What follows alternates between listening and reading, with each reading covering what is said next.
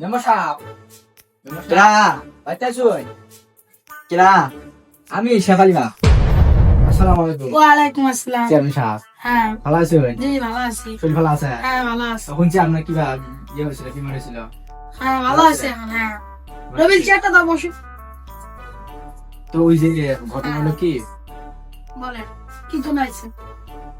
আমার একটা মায়া আছে না, হ্যাঁ জি। ওই অন্য বেড়ার লাগে, ওই পাড়ার ছাদের পোলার লাগে ভেসে গেছে। এখন কি করা যায়, আপনি তো করেন। হ্যাঁ আমার আর কুলে না, ও এখন বয়স হয়েছে, এটা আর কুলে না। বাবার সাহেব, আপনি কোনো টেনশন নেন না যে আমি চেয়ারম্যান থাকতে আপনার মায়ার কোনো ক্ষতি হতে দিব না। আমার লোক আছে, আমার লোক দেখবো নি, সমস্যা নাই। আপনি বাসায় গিয়ে নাকে তেল দিয়ে ঘুমান গা। শেফালি ভালো আছেন? এই পুলাটা আমার মায়ের বেমা সাপ। এই পুলাটা আর কি করুন নাগে না নাগে আমার করে দেন স্যার। না, আমি এই পুলাটা আমার মায়ের জীবন শেষ করে ফেলছে। বেমা সাপ, পুলাটা আমি দেখতেছি আমার মায়ের জীবনটা নষ্ট হয়েছে। বাবার সাহেব, এখন যেহেতু ওরা ঘটনা ঘটায় ফেলাইছে, এখন দুইজনে ধইরা বিয়ে পড়াই দেন, এটাই ভালো হইব। হ্যালো, ওয়ালাইকুম আসসালাম। কাজী সাহেব, একটু আইসেন তো আমার বাসায়, ওই পোলাবানের বিয়ে পড়াইতে হইব তো। আচ্ছা আইসেন একটু তাড়াতাড়ি। ওয়ালাইকুম আসসালাম।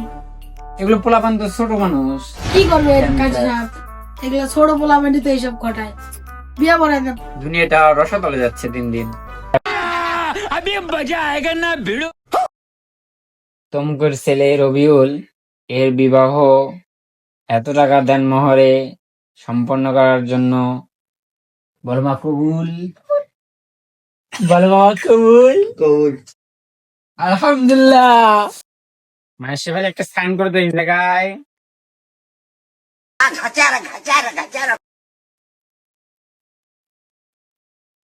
কবুল, তুমি এটা কাম করো। মিষ্টি মুখ করো।